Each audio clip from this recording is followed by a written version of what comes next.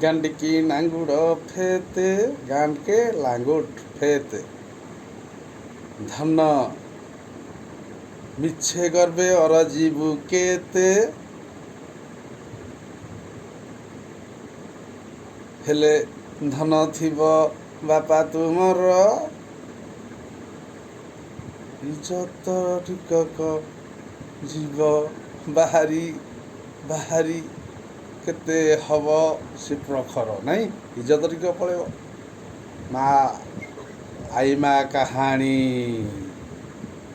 ଆଈ ମା ଯେଉଁ କାହାଣୀ କହିଥିଲା ସେଇ କାହାଣୀ ମୁଁ କହୁଛି। ଆଈ ମାରା କହିଥିଲା ପୁଅରେ ଗାଣ୍ଡିକି ନାଙ୍ଗୁଡ଼ ଫେତେ ଆଉ ଧନ ମାରଣା ମାରିକି ଜାଲିଆ କରିକି